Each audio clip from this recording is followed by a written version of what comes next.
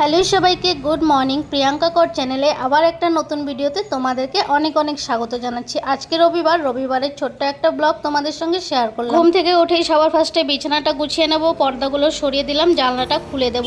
রবিবারটা তো একদমই বেকার হয়ে গেছে, এত বৃষ্টি, সারাটা দিন বৃষ্টি হলো। সকালবেলায় ঘুম থেকে উঠে জানলাটা খুললাম, খুলে দেখি রোদ উঠেছে। আজকে তো বৃষ্টি হওয়ার কোনো কথাই ছিল না, আমি ভেবেছি সারাদিন খুব গরম হবে, এত রোদ উঠেছে। যার জন্য আমি সকালে ঘুম থেকে উঠেই সবার ফার্স্টে কাপড়গুলো কেচে দিয়েছি। বাথরুমে কয়েকটা কাপড় ছিল আগের দিনের, সেই কাপড়গুলো কেচে দিয়েছি। ছেলের আবার কালকে স্কুল আছে, স্কুলের ড্রেসটাও কেচে দিয়েছি।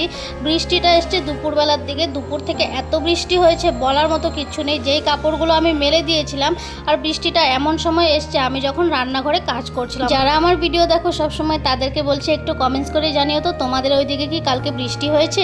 এই ভিডিও ক্লিপটা কিন্তু অনেকক্ষণ পরে, এখন কিন্তু আর সকাল না, এখন হয়তো 12টা বাজে। সকালে ব্রেকফাস্ট করা হয়ে গেল। ফল ছিল ঘরে অনেক, ওই বিপত্তারিণী পুজোর দিনে ফল আনা হয়েছিল, ফলগুলো একটু কেটে কেটে খাচ্ছিলাম। আর একটা কাঁঠাল, এই কাঁঠালটা তো একদম শেষই হচ্ছে না, আমি পুজোর দিনেই খেয়েছিলাম, তারপরে আর খাওয়া হয়নি, আজকে একটু বের করে খেয়ে নিচ্ছি।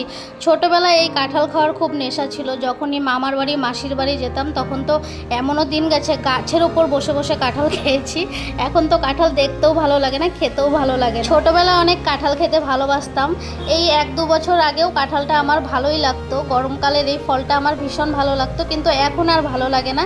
কেন বা কাঁঠাল এখন একদমই পছন্দ হয় না। ছেলের জন্য একটু ফল কেটেছি, ছেলেকে তো সকালে খাবার দিয়েছি, দুধ খেয়েছে, হরলিক্স খেয়েছে, একটু ফল কেটে দিয়েছি। ফল তো খাবেই না, জোর জবরদস্তি ওকে কেটে দিয়েছি। আনার সঙ্গে সঙ্গে বলছে না আমি একদম খাবো না। ওর একটু কাশিও হয়েছে, কিন্তু এখন ঠিক হয়ে গেছে। কাশি হয়েছিল, ওষুধটা খেয়ে ঠিক হয়েছে। ফলগুলো শেষ হচ্ছে না, আমার ছেলে একদমই ফল খেতে চায় না, ফলের মধ্যে শুধু আমটাই ভালোবাসে। জোর করে ফলটা দিয়ে এলাম। আম আর আপেল এই দুটো ফলই আমার ছেলে খায়, বাদ বাকি কোনো ফলই খেতে চায় না। হ্যাঁ, একটু বকাবকি করলে তখন খায়। আমি কিন্তু রান্নাঘরে চলে এসেছি, অনেকক্ষণ থেকেই রান্নাঘরে আমি কাজ করছিলাম। এই যে মাছগুলো ভেজে নিয়েছি, আর ওইদিকে বরমশাই বাজারে গেলে তো মাছের তেল আনবে, কাতলা মাছ এনেছে, সঙ্গে কাতলা মাছের তেলও এনেছে। তেলটাকে বেগুন দিয়ে ভাজা করছিলাম আজকে, বেগুন দিয়েছি আর এখানে কাঁচা লঙ্কা পেঁয়াজ দিয়েছি। এই তেল যদি আমি ফেলে দিতাম তাহলে তো ঘরে আমার যুদ্ধ। যখনই মাছ আনতে যাবে বাজারে, মাছের সঙ্গে একটু হলেও মাছের তেল নিয়ে চলে আসে। আমি 2-3 দিন রাগ করে ফেলেও দিয়েছিলাম, কিন্তু ফেলে দেওয়ার পরে ঘরে ভীষণ যুদ্ধ হয়েছিল, ঝগড়াঝাটি হয়েছিল, তখন থেকে আর ফেলে দেই না। আনতে বারণ করি তাও নিয়ে আসে, কিন্তু রাগ করে চেল্লাচিল্লি করে ঝগড়া করেও আমি রান্না করে দিই। কী করব, উপায় নেই, খেতে যখন ভালোবাসে। আর এইদিকে উনি তো লেগে পড়েছে আজকে পরিষ্কার করবে, গাছ পরিষ্কার করবে, ব্যালকনি পরিষ্কার করবে। দুটো গাছ ছিল, লাগানোর তো সময় ছিল না, আজকে রবিবার, আজকেই লাগিয়ে দিচ্ছে। দুটো গাছের মধ্যে একটা শিউলি ফুলের গাছ ছিল আর একটা ছিল রজনীগন্ধা। মাছের তেলটা রান্না হয়ে গেছে, তারপরে মাছগুলোও ভাজা হয়ে গেছে। মাছের ঝোল করব আজকে একদম পাতলা করে, হালকা পাতলা করে পটল আলু দিয়ে মাছের ঝোল করব। তার আগে করে নিচ্ছি উচ্ছে আলু ভাজা। এই উচ্ছে আলু ভাজাটা আমার খুব প্রিয়, আমি গরম ভাতে এটা খেতে খুব পছন্দ করি। আমার ঘরে আমার বর খাবে না, কিন্তু বকাবকি করলে খাবে। আমার ছেলেও খায় না, ওকেও বকাবকি করলে খাবে।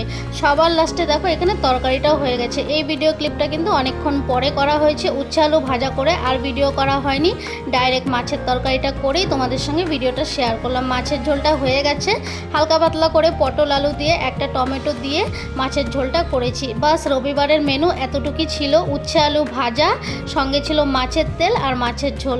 সবার লাস্টে চান টান করে চলে এলাম ঠাকুরকে পুজো দিতে না, পুজো কিন্তু আমার দেওয়া হয়ে গেছে। বরমশাই তো ব্যালকনিতে এখনও গড়াগড়ি খাচ্ছে, তোমাদেরকে দেখাচ্ছি দাঁড়াও। আজকে আমার পুজো দিতে অনেক সময় লেগেছে, কালকে পুজো করেছিলাম, ওই বাসনগুলো মেজে ধুয়ে পরিষ্কার করে তারপর ঠাকুরকে পুজো দিয়েছি। পুজোটা দিতেই প্রায় আজকে আমার 1 ঘন্টা লেগে গেছে।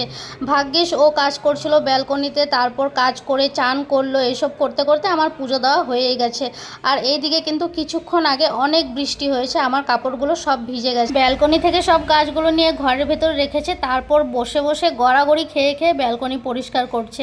গাছ যখন লাগানো হয়েছে তখন একটু তো নোংরা হবেই, ওই যে মাটিগুলো পড়ে পড়ে ব্যালকনিটা পুরো কালো হয়ে গেছে। ও কিন্তু পরিষ্কার যখন করে তখন খুব সুন্দরভাবেই পরিষ্কার করে, কিন্তু 2 দিন যেতে না যেতেই আবার নোংরা হয়ে যায়। কিছু করার নেই, গাছ যখন লাগিয়েছি নোংরা তো একটু হবেই। আমি কিন্তু 2-3 দিন আগে ব্যালকনি পরিষ্কার করেছিলাম, কিন্তু বর আজকে বলছে না তুমি পরিষ্কার করলে হবে না, এইভাবে কিন্তু গড়াগড়ি খেয়ে শুয়ে শুয়ে বসে বসে পরিষ্কার করতে হবে, তাহলেই ব্যালকনি পরিষ্কার হবে। সব কাজ কমপ্লিট হয়ে গেল, রান্না বান্না সব কিছু শেষ, বরেরও কাজ শেষ হয়ে গেল। সবার লাস্টে ভাত বাড়ছি। উচ্ছে আলু ভাজা আগে থেকেই বলছিল আমার থালে কিন্তু দেবে না, কিন্তু আমি তাও দিয়েছি, খেতে তো হবেই। তোমাদের ভিডিও কেমন লাগলো অবশ্যই কমেন্টস করে জানিও, চ্যানেলটিকে সাবস্ক্রাইব করো যারা করোনি। চলো টাটা বাই বাই, আবার দেখা হবে নতুন ভিডিওতে। টাটা।